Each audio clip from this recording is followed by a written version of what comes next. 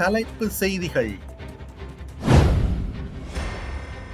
தமிழ் தேசிய கட்சிகளுடன் இணைந்து கிவில் ஓயா திட்டத்தை முறியடிப்போம். சுரேஷ் பிரேமச்சந்திரன். 22 கோடி பெறுமதியான போதைப் பொருட்களுடன் பெண் ஒருவர் கைது.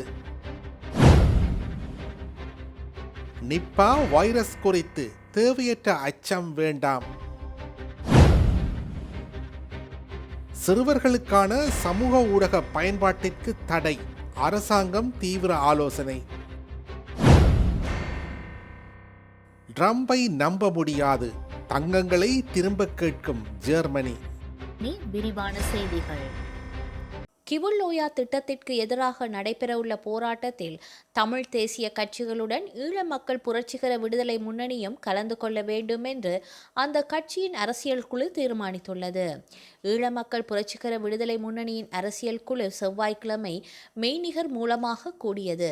இதில் பேசப்பட்ட விடயங்கள் தொடர்பில் கட்சியின் தலைவர் சுரேஷ் பிரேமச்சந்திரன் ஊடக அறிக்கையொன்றை வெளியிட்டுள்ளார். இலங்கை அரசு மாகாண சபை தேர்தல் தொடர்பாக நாடாளுமன்ற தெரிவுக்குழு அமைத்திருப்பதால் மாகாண சபை தேர்தல் பல வருடங்கள் தள்ளி போகலாம் என்ற கருத்துக்கள் முன்வைக்கப்பட்டதுடன் தேர்தலை மிக விரைவில் நடத்துவதற்கான அழுத்தங்களை ஏனைய கட்சிகளுடன் இணைந்து உருவாக்க வேண்டும் எனவும் மாகாண சபை தேர்தலின் அவசியத்தை ராஜதந்திர சமூகத்திற்கு எடுத்துரைக்க வேண்டும் என்றும் முடிவு செய்யப்பட்டது.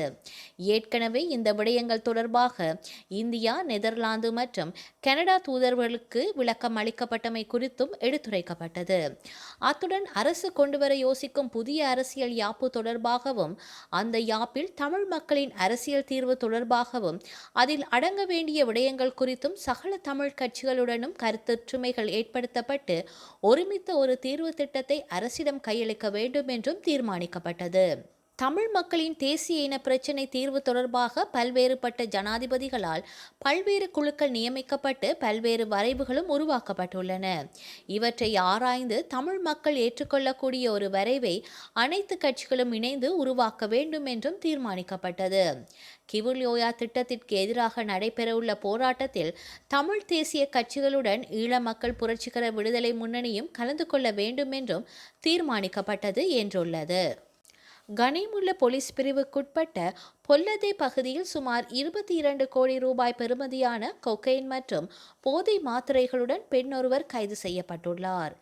நேற்று காலை மேல் மாகாண வடக்கு குற்றத்தடுப்பு பிரிவினரால் இந்த சந்தேக நபர் கைது செய்யப்பட்டுள்ளார். குறித்த பெண்ணை கைது செய்யும் போது அவரிடமிருந்து 4 கிலோகிராமிற்கும் அதிகமான கொக்கைன் மற்றும் 3450க்கும் அதிகமான போதை மாத்திரைகள் போலீசாரால் கைப்பற்றப்பட்டுள்ளன. கைது செய்யப்பட்டவர் பொல்லதை பகுதியில் வசிக்கும் 48 வயதுடைய பெண் ஒருவர் என தெரிய வந்துள்ளது. சம்பவம் தொடர்பில் மேல் மாகாண வடக்கு குற்றத்தடுப்பு பிரிவு மேலதிக விசாரணைகளை மேற்கொண்டு வருகின்றது. இந்தியாவில் பரவி வரும் நிப்பா வைரஸ் குறித்து இந்நாட்டு மக்கள் தேவையற்ற அச்சம் கொள்ள தேவையில்லை என சுகாதார பிரதி அமைச்சர் வைத்தியர் ஹன்சக விஜயமுனி தெரிவித்துள்ளார். குறித்த வைரஸ் தொடர்பாக இந்நாட்டு சுகாதார பிரிவினர் தீவிர அவதானம் செலுத்தியுள்ளதாக அவர் சுட்டிக்காட்டியுள்ளார். நிப்பா என அழைக்கப்படும் இந்த வைரஸ் ஆசிய பிராந்தியம் ஊடாக பரவக்கூடும் என தெரிய வந்துள்ள நிலையில் ஆசிய பிராந்தியத்தின் பல நாடுகள் இது குறித்து அவதானம் செலுத்தியுள்ளன.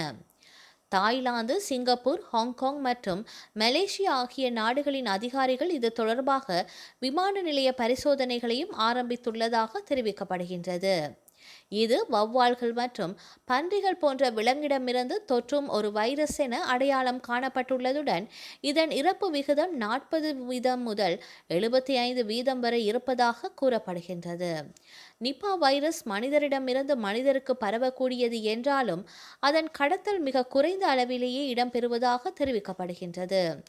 ஆசிய பிராந்திய நாடுகளைப் போன்றே இலங்கையும் இந்த வைரஸ் தொடர்பாக அவதானம் செலுத்தியுள்ளதுடன் இது குறித்து எவ்வித அச்சமும் கொள்ள தேவையில்லை என சுகாதார பிரதி அமைச்சர் வைத்தியர் ஹன்சக விஜயமுனி குறிப்பிட்டுள்ளார்.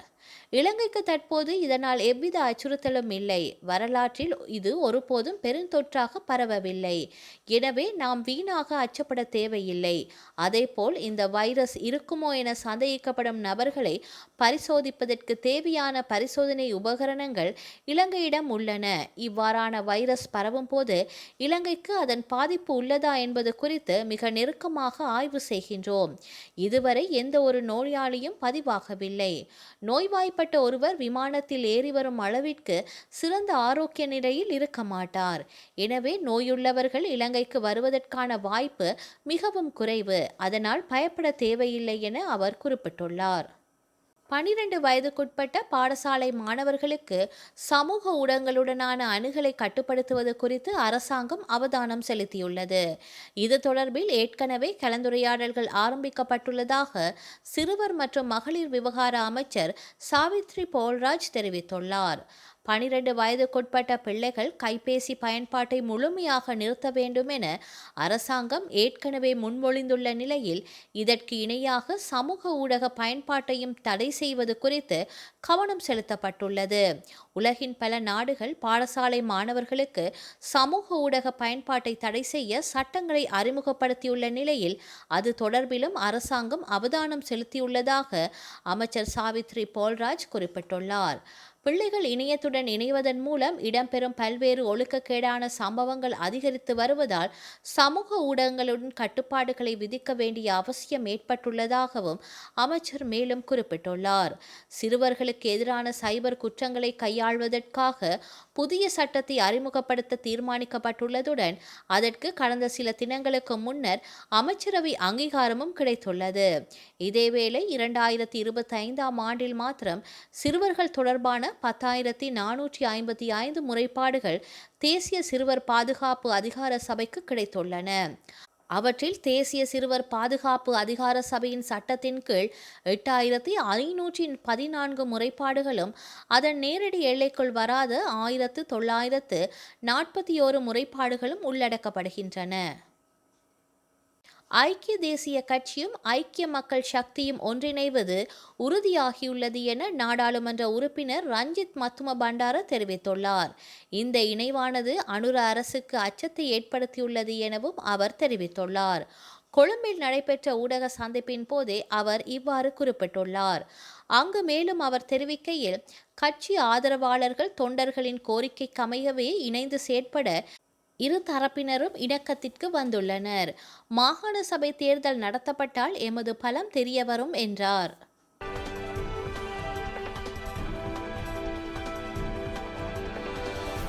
ஈரானில் அரசு மற்றும் உச்ச தலைவர் அயதுல்லா அலி கமேனிக்கு எதிராக போராட்டங்கள் நடந்து வருகின்றன. இதில் போராட்டக்காரர்களுக்கு அமெரிக்கா ஆதரவு தெரிவித்துள்ளது. போராட்டக்காரர்கள் மீது துப்பாக்கிச்சூடு நடத்தினால் இராணுவ நடவடிக்கை மேற்கொள்ளப்படும் என்று ஈரான் அரசை அமெரிக்க அதிபர் ட்ரம்ப் எச்சரித்துள்ளார். மேலும் ஈரானை நோக்கி அமெரிக்காவின் மிகப்பெரிய கடற்படை செல்வதாக அறிவித்தார்.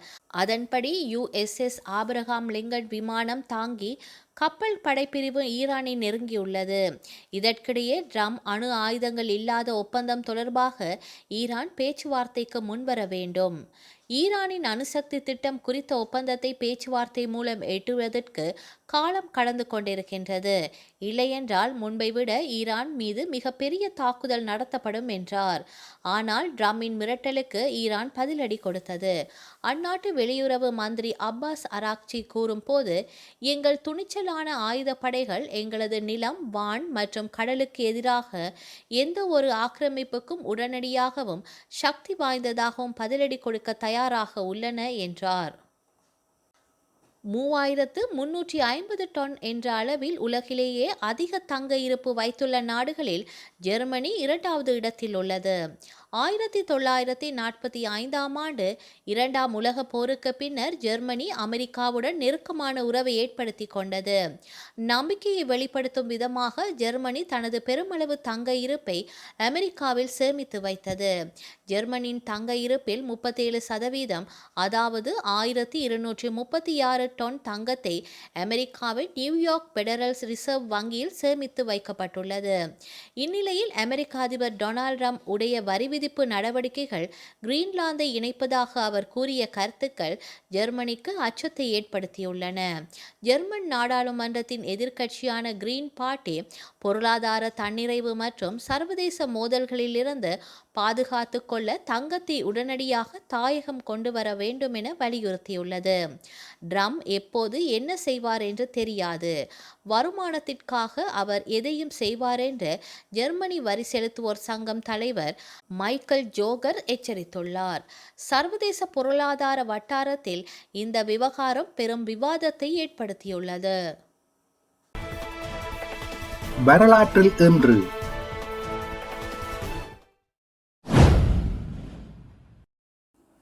1948 மகாத்மா காந்தியை நாதுராம் கோட்சே என்ற இந்து மத அடிப்படைவாதியால் சுட்டுக் கொல்லப்பட்டார். 2000 கென்யாவின் விமானம் ஒன்று அட்லாண்டிக் கடலில் ஐவரி கோஸ்ட் கரையில் வீழ்ந்ததில் 169 பேர் உயிரிழந்தனர். 2006 தமிழர் புனர்வாழ்வுக் கழக பணியாளர்களில் ஒரு பெண் உட்பட 7 இலங்கை தமிழர்கள் வெலிக்கந்தையில் கடத்தப்பட்டு படுகொலை செய்யப்பட்டனர். 2013 தென் கொரியா நரோ 1 என்ற தனது முதலாவது விண்கலத்தினை விண்ணுக்கு ஏவியது. செய்திகளை உடனுக்குடன் தெரிந்து கொள்ள உடனே சப்ஸ்கிரைப் செய்து பெல் பட்டனை கிளிக் பண்ணவும்.